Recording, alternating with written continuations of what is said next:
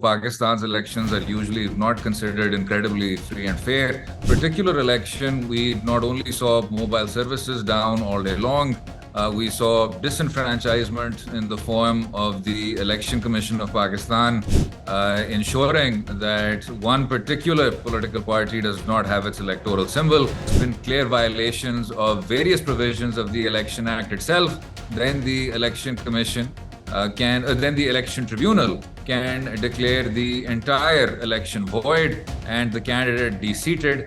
This election was extraordinarily unfair, but even regardless of that, a very high turnout can mitigate some of that unfairness. So what we saw was several very serious questions arising as regards this election. Even though Pakistan's elections are usually not considered incredibly free and fair, this has had direct parallels to some of the most rigged elections in our history. 1990, which was declared to be rigged by the Supreme Court, and then previously 1977, which then segued into full-blown military coups and military rule.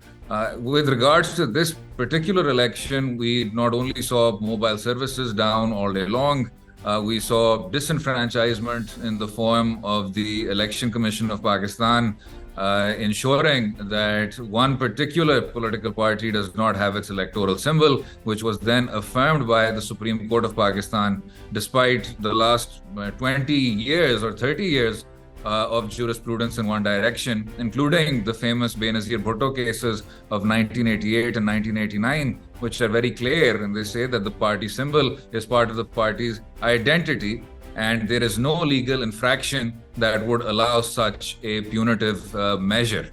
Amongst other things, there was also a crackdown that we have seen over the past year on all sorts of political activity, but for just one particular political party again. So this has obviously created a serious doubts about the entire polling process. The international press has been more negative about this election.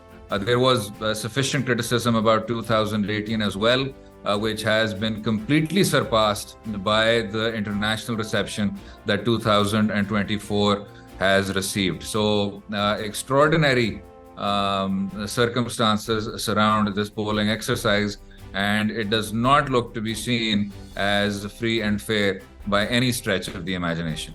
Well, crackdowns pertaining to specific candidates are obviously linked to whatever legal provisions they are said to have infringed or whatever criminal offenses they are said to have incurred. And that has to do with the Pakistan Penal Code more often than not. But when that overlaps with, let's say, the electoral process, where a candidate says that there have been electoral malpractices, then the Election Commission of Pakistan and the corresponding state machinery have two choices. They can either in the event that they were initially wrong and they find that the other candidate has polled more votes, declare that it is actually the other candidate that is to be returned to the assembly. In the event, however, that such an outcome is not that clear, and instead there have just been clear violations of various provisions of the Election Act itself, then the Election Commission then the Election Tribunal can declare the entire election void and the candidate de-seated, at which point they would have to then contest all over again.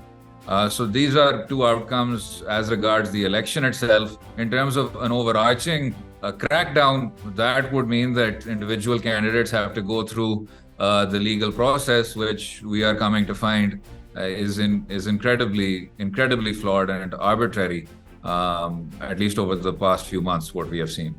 Well, regardless of what we are seeing, regardless of malpractices, regardless of pre-poll engineering and what is suspected to be post-poll engineering as well, it is nonetheless incredibly important that people come out, that people vote. The voter rolls are reflecting completely new realities. Millions of new voters have been added just for this specific round.